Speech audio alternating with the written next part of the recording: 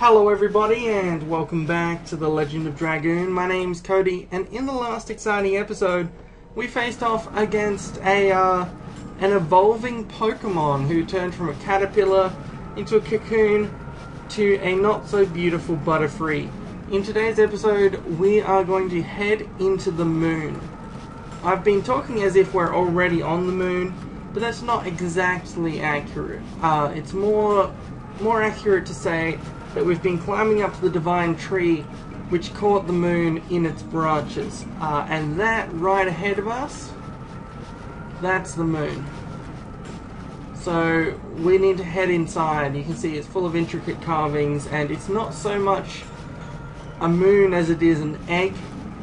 So it's going to be a lot more hollow than you would expect a moon to be, because that is no moon, as a famous Jedi once said, probably. Yeah, so we only have one chance to save Shana. We're going to have to do this very carefully. But Dart says, fate is not in the hands of the Creator, it's in our hands.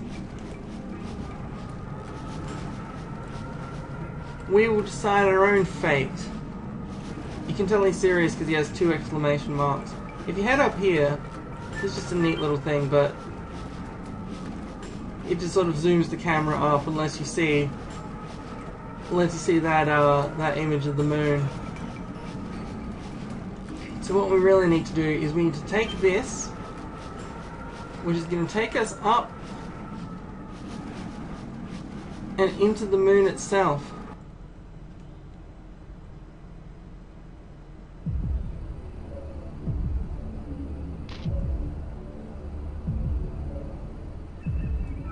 Is this the moon that never sets? Yes. Yeah, you can see it's mysteriously creepy and mysteriously green.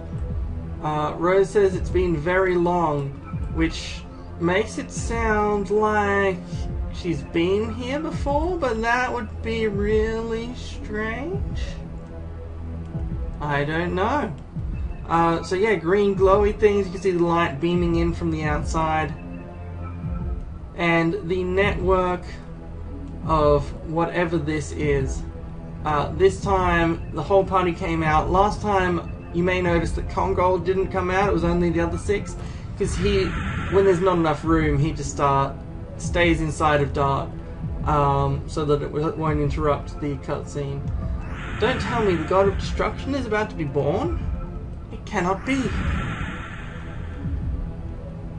The birth of the God of Destruction is our death.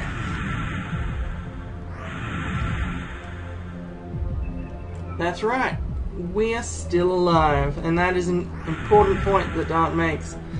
If that's the birth of the God of Destruction, well, it's not done yet, because we're still here. But a blinding light takes us to this place. Is this a forest? I thought we stepped into the moon. But indeed this tree is a true tree. Oh no, were we sent to the ground? No. Listen, it's the heartbeat of the Virage embryo, the God of Destruction. Yeah, you can hear it in the background. There's just a creepy heartbeat just inside the soundtrack. An empty body that is the living corpse from which the soul was taken out by ancient beings on the day it was conceived on the divine tree. We must be in the moon. So yeah, we're getting some weird stuff here inside the moon, which isn't a surprise to anyone who's played Majora's Mask, because as you know, weird stuff inside the moon is the status quo. It's you know, you gotta have weird stuff inside the moon. Alright, let's see. Let's use up a healing breeze. And that should be it for now. I'll just replace items as I get them, because I don't think there's gonna be much important in here, but I do need to be careful that I don't miss out on some sort of divine Dragoon armor that was lying around that was very important for me to get. And hello, a unicorn and a dragon I mean, I guess the dragon's surprising, but there's a unicorn, and it's just called Unicorn, and it's got quite a head of hair.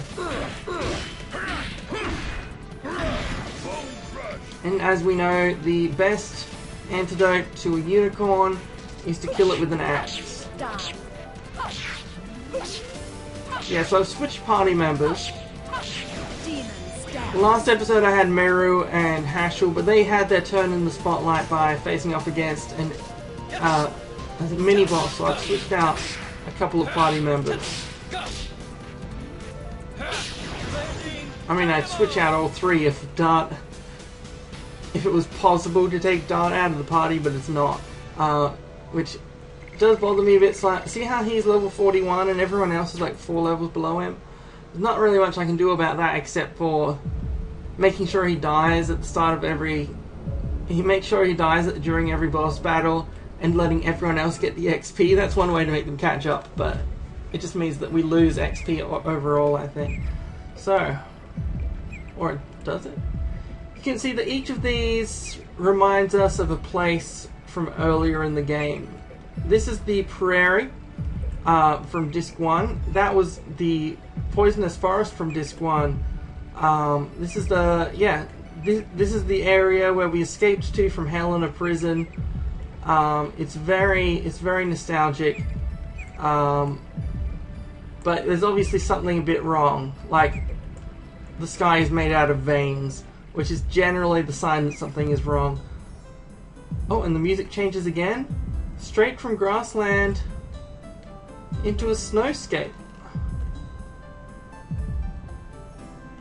I know this place. Does it look like the forest of your home? Not only that, it's the forest of I thought I'd gotten past this word for the rest of the game, where I grew up. I'll be back soon, sorry, but wait for me here. So, there's something I have to check alone. So welcome to the first of the individual character sections. One thing that Legend of Dragoon does is, at the end of the game, it gives all of the characters their own chance to shine. Much like we had in the magical city of Aglis, where everyone was asked a question, except they each get their own closure, almost, in a sense. So this is Miranda's mother, who says, "Go home." And the man who says, "Huh? You have a kid?" Yeah. So, something's going on with Miranda. Miranda's mother is apparently escaping... is apparently escaping from her married life. And she's heading off with this man with the dumb hat. The dumb cone hat. And leaving her child. Because she's not a very good person. I mean, I can understand having a horrible home life, but why would you just, like, leave your child in the middle of a snow forest so that you could go off on an adventure? And here we have a battle against what seemed to be a flower, but happens to be the ugliest flower I've ever seen. Actually, no, there's another Let's Play that I played recently where the ending had a slightly uglier flower. This is the Death Rose. We kind of want to kill it because it's ugly. I mean, that's not the best reason to kill anything, but Miranda's going to do a lot better with magic than with physical attacks, so let's do this. Oh, actually, this is a powerful type one, isn't it?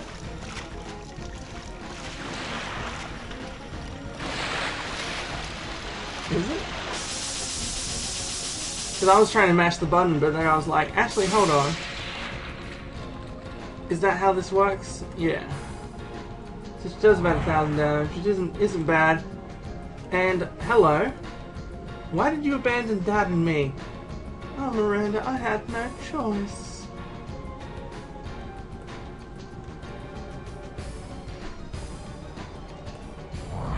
So we attacked her, and then the face of this rose appeared from inside of the rose, and it's apparently Miranda's mother. So, you know, whatever's happening here, it's very exciting. We're unable to use Dragoon abilities, which is why magic is our best bet. I also never have any use for items, so this is some of the best chance we're going to get out of it. Because you see, our physical attack did like 200 damage. These do a considerable amount more.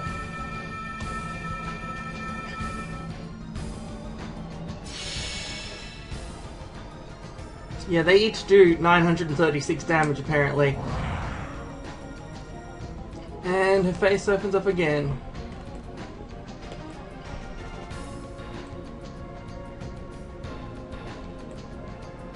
Uh-huh.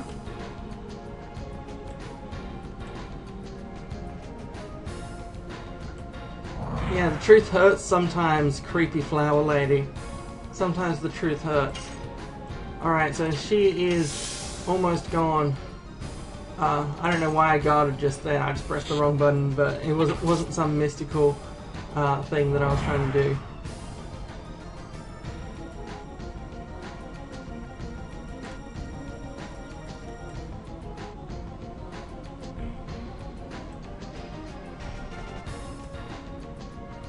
So Miranda gets a little bit more information about what happened.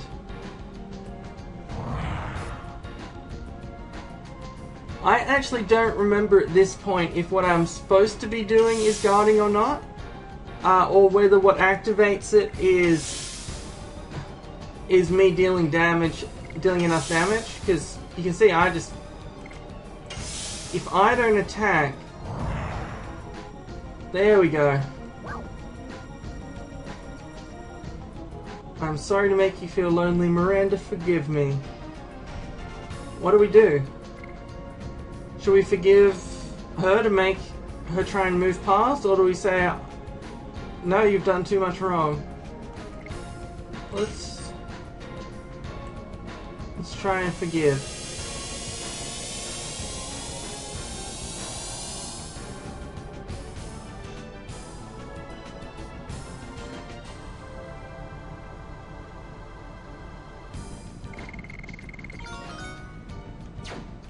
And that was Miranda's own trial.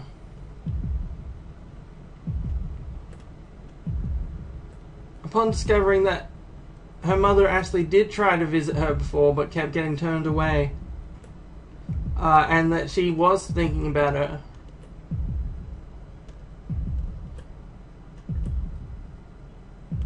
Miranda has to make the effort to think from the perspective of her mother, who, while not perfect, still appeared to care.